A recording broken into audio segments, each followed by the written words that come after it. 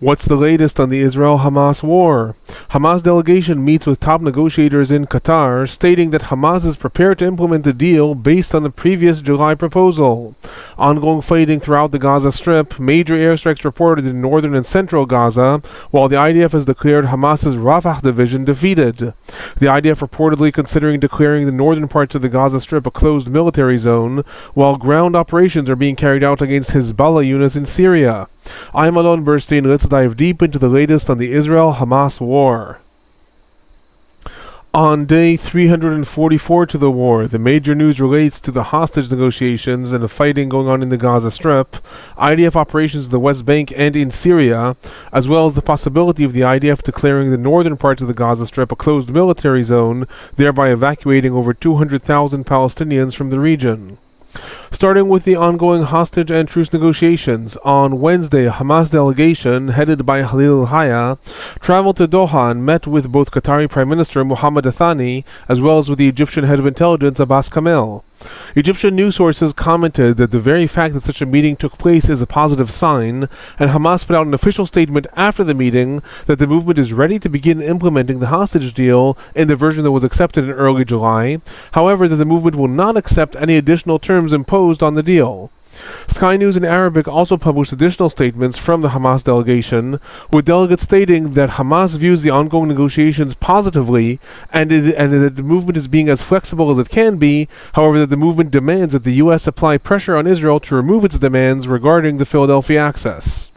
In Israel, Prime Minister Netanyahu's office put out a statement the following day, saying that Hamas is trying to hide the fact that it is the one that is foiling a hostage deal, adding that while Israel accepted the U.S.'s latest mediation offer from August 16th, Hamas rejected it and has since executed 6 hostages in cold blood. The Prime Minister's office also called upon the world to pressure Hamas to release all the Israeli hostages that are held in the Gaza Strip. Meanwhile, despite these latest meetings, the negotiations are officially stalled, with no summit meeting being scheduled between the sides. On September 11th, Al-Ahbar, which is a Lebanese Hezbollah news affiliate, reported that Israel and the United States have been negotiating the possibility of deploying forces from Arab countries along the Philadelphia axis as part of a potential IDF withdrawal, i.e. an attempt to maybe break the stalemate to allow the IDF to withdraw, but have foreign forces deployed along the Philadelphia axis. The report also added that Egypt has not yet responded to this idea. In addition, somewhat contradicting the statements that were made by Hamas throughout the week, on September 14th, reports emerged that Hamas has informed the other Palestinian factions that the movement would be willing to consider a deal that does not involve an IDF withdrawal from the Netzarim corridor and the Philadelphia access in the first phase of the deal. However, it would condition this on Israel publicly announcing that it agrees to a full ceasefire and a complete withdrawal from the Gaza Strip as part of a larger deal. With regards to the U.S. putting forth its latest proposal that has been described in the last several weeks as the take it or leave it deal, this appears to be stalled as well. Reports have suggested that the administration in the United States may be fearful that presenting such a proposal at this stage will not only be futile since both sides are barricading themselves in their terms, but will actually be detrimental since it will lead to the official collapse of the negotiations once it is rejected by both sides. Amidst all this, on Saturday, the family members of Matan Angerst, an Israeli IDF soldier who was badly injured and kidnapped to the Gaza Strip on October 7th, published an audio recording from Matan in captivity. According to reports, the audio recording was discovered in the Gaza Strip by the IDF several months ago and given to the family members, however it was not made public until now. In the recording, Matan discusses his family and appeals to Israeli Prime Minister Netanyahu to complete a hostage deal in exchange for Palestinian prisoners held in Israel, adding that a deal can be achieved, but that you have to have the will to achieve it. Right now, the negotiations are officially stalled. There's no scheduled summit meeting. Possibly the United States will put forth that deal, and then maybe the sides will come together in negotiations. However, it is important to note that there's currently still low-level negotiations going on, possibly through the development of that deal of Israel and the United States to bring Arab forces into the Philadelphia line. Something will develop, possibly not. We will learn more in the coming days and weeks. Regarding the fighting in the Gaza Strip, the intensive fighting throughout the Strip has continued in the last several days. In the northern parts of the Gaza Strip, Palestinian sources reported major IDF bombing in the last several days in the Zaytun region, with one specifically targeting a school in the Ein Jalot area.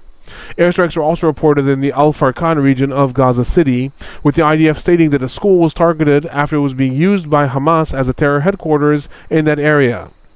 In addition, following the firing of several rockets from the northern parts of Gaza Strip targeting the Israeli city of Ashkelon, the IDF recently issued evacuation orders to Palestinian civilians in the area of Al-Manshia, Sheikh Zayed, and the Beit Lahia region of Gaza City, stating that the area is going to become an active war zone in the coming days following that rocket fire. In an uncharacteristic move, I will add, however, that the IDF statement clarified that medical facilities in the area are not required to evacuate. That is not common to the IDF evacuation orders. Possibly the IDF is indicating that it is going to carry out an operation in those areas. However, it is going to be more limited. Remains to be seen. We'll see more in the coming days. In the central parts of the Gaza Strip, on September 11th, the IDF carried out an airstrike in the Al Nusrat refugee camp, targeting the El Jaouni school in the area. The IDF stated that the attack targeted Hamas and Palestinian Islamic Jihad operations within that school. However, the incident was quickly elevated to an international scale after UNRWA reported that 6 of its employees were killed in that attack. This led to major international condemnation, including from the UN Secretary General Antonio Guterres himself, who put out a condemnation of that attack. In response, the IDF issued a statement naming 9 terror operatives who were killed in that attack, adding that 3 of them, Muhammad Adnan Abu Ziyad, Yasser Ibrahim Abu Sharar, as well as Iyad Matar, were currently active within Hamas's terror activity while simultaneously being employed by UNRWA. The IDF also stated that it appealed to UNRWA in order to receive the names of the other workers who were killed in order to verify their identity, however that UNRWA has not supplied them thus far. With regard to the southern parts of the Gaza Strip, while fighting there is still ongoing, specifically in the areas of Tel Sultan, as well as in the northwestern parts of Han Yunis, on September 12th, the IDF spokesperson Daniel Hagari echoed statements that were made by Israel's defense minister Yoav Gallant several days ago, stating that Hamas's Rafah division, which was made up of 3 to 4 Hamas battalions, has been defeated, and the battalions are no longer functioning as a regular unit. The statement included details about the IDF operations in Rafah. I remind everyone that the IDF has been operating in Rafah since May 6, stating that over 2,000 terror operatives were killed in the region in the past 3 months, and over 13 kilometers of tunnels have been destroyed. Hagari also added that 80% of the tunnels around the Philadelphia axis have already been destroyed, and that the rest are being mapped for detonation. Regarding casualties in the Gaza Strip, the IDF is reporting that since the invasion of Gaza began at the end of October, 342 IDF soldiers have been killed in the Gaza Strip, and at the same time, 2,280 have been injured.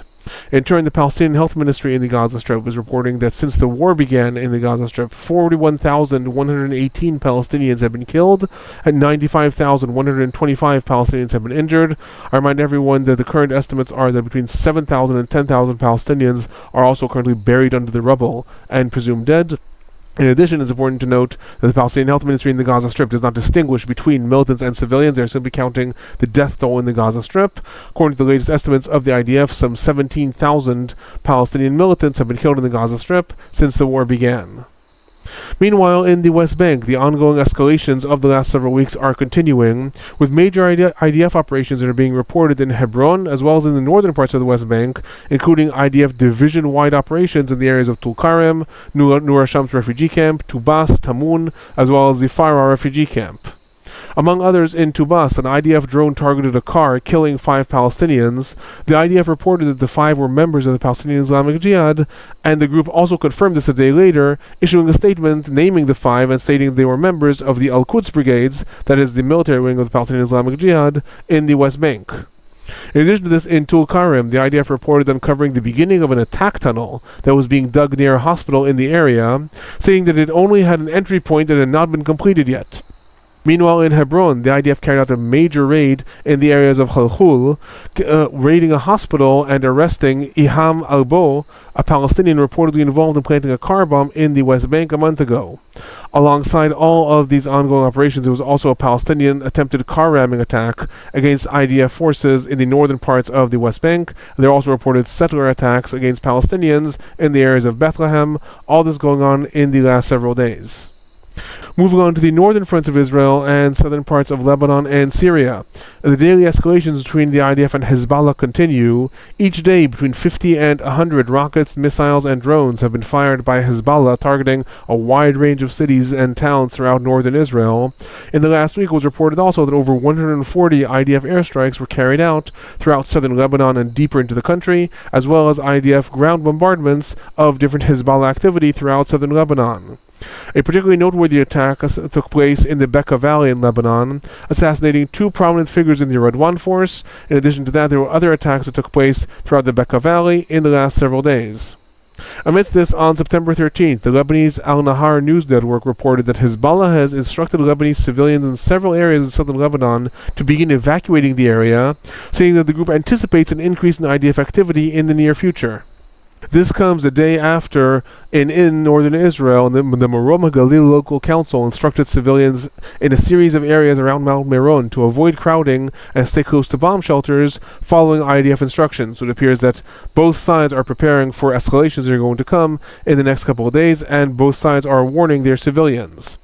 In the last days, it was also reported in the Israeli Israel Hayom newspaper that in Israel, the Israeli cabinet is due to meet on Monday, and that in that meeting, Prime Minister Netanyahu is planning on putting to a cabinet vote adding the quote-unquote Northern Front to Israel's stated aims of the war, and this is part of a general move towards shifting the focus of the conflict towards the ongoing escalations with Hezbollah. I will add in a moment of analysis that adding the Northern Front and restoring the quote-unquote calm to the Northern Front of Israel to the war aims is going to be a major shift in how the war is perceived in Israel. The definition of what the war aims are in Israel have included defeating Hamas, removing the threat from Gaza, and returning all the hostages. And there's been a lot of pressure in Israel on what is the order of those different war aims. Should defeating Hamas come at the expense of returning the hostages, or vice versa? Adding the Northern Front to the stated war aims is going to give a lot more maneuverability to the government with regards to how it decides to manage the different priorities of the war. Remains to be seen if this actually is put to the vote on Monday and what effect that will have. In addition to all this, in an unusual operation that occurred in Syria, on the night between September 12th and September 13th, the IDF reportedly carried out a major ground offensive in the area of Masyaf. This is the northwestern parts of Syria. According to reports in both Axios and the New York Times, IDF commando units were dropped in the area amidst cover of airstrikes, and they targeted an underground Iranian missile developing facility. According to different reports, this facility had been constructed and rebuilt in the area by Iran already since 2018 in an attempt to develop precision missiles and deliver them to Hezbollah directly, bypassing the need for smuggling routes that are often targeted by IDF airstrikes. Some reports stated that Israel informed the United States about the operation prior to its execution and that the United States did not object to it. It was also reported that the entire operation lasted over an hour, during which time intelligence was gathered from the facility before it was detonated and the forces evacuated. In addition to all this, another point that I'm going to relate to today that I have not related to in the last several reports is the future of the Gaza Strip.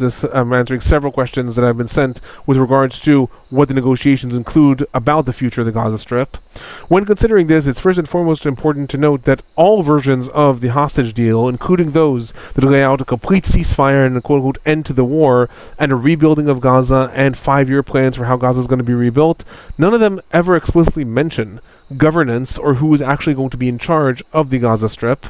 On that front in Israel, there have been continuous statements that the country will not accept a Hamas-led government nor the re-entry of the Palestinian Authority to the Gaza Strip, so it's very clear what Israel is not going to accept. Israel has advocated for an international force made up primarily of quote-unquote moderate Arab countries that will assume civilian governance of the Gaza Strip while the IDF assumes some sort of security control of the Strip. While there have been reports in the past several months that the United Arab Emirates is possibly spearheading negotiations on this front and may send forces to the region, on Saturday the country put out a statement stating that the United Arab Emirates will not participate in any day-after plans in the Gaza Strip unless these are part of establishing a future Palestinian state. With regards to the recent reports about negotiations on what's going to be the future of the Gaza Strip, the Hamas delegation that met in Doha on Wednesday also stated that the movement rejects any discussions regarding the future management of the Gaza Strip as part of the hostage deals or any future deliberations, adding, and I quote, "Managing the Gaza Strip is an internal Palestinian matter that must be agreed upon and live up to the Palestinian vision." Amidst this, there was a report in the Israeli media on September 12th that is very interesting with regards to what might be either an intermediary or a long-term plan for the Gaza Strip. According to the report, top-ranking IDF officials are considering embracing a plan that has been proposed in the last months that involves declaring the entire northern part of the Gaza Strip a closed IDF military zone. This plan, which has been termed the Island Plan because it is named after the retired IDF general Giora Island who proposed it, would involve evacuating some 200,000 to 300,000 Palestinians who remain in the northern parts of the Gaza Strip, and the IDF would officially assume control over roughly 30% of the Strip, systematically clearing it from Hamas activity. According to the plan's architect, the aim is to cause the Palestinian population to turn on Hamas, as a third of the Gaza Strip would be officially lost in the war. It's important to note, at this point, this is just a report that this is a hypothetical plan that is being considered by the top-ranking generals of the IDF. However, it is also important to note that such a move would likely receive a lot of support in Israel's very hawkish right-wing cabinet, and thus if the IDF does in fact recommend it, it has a high potential of being accepted. If that does indeed happen, this would mark a dramatic shift in the war. It's important to understand that up until now, even though the IDF has issued evacuation orders to different areas of the Gaza Strip, those orders simply state that the area in question is going to become an ongoing active fighting zone. It is not an order that all civilians are not allowed to be in the area any longer. Simply, if they are in the area, they are endangering themselves. That is the difference. If the IDF does declare the northern parts of the Gaza Strip a closed military zone, it will become illegal for any civilian to be in that area. This would mark a dramatic shift in the way the IDF is managing the Gaza Strip, and it would also throw into some question any plans that are being proposed with regards to the future of the Gaza Strip. It is unclear, according to this plan, how long that would be declared a closed military zone. Again, at this point, it is all hypothetical. However, since this would be a dramatic shift, I'm raising it now. I will report more about this, obviously, if anything is reported about it, or if there are rumors it is going to be accepted in the coming days. Those are my highlights from the last several days. If you find these reports informative, please do remember to hit that like button, subscribe, turn on notifications if you want to know when reports come out. Send these reports to anyone who you think may be interested in learning more about the war. If you have any questions or comments, feel free to leave them in the comment section below.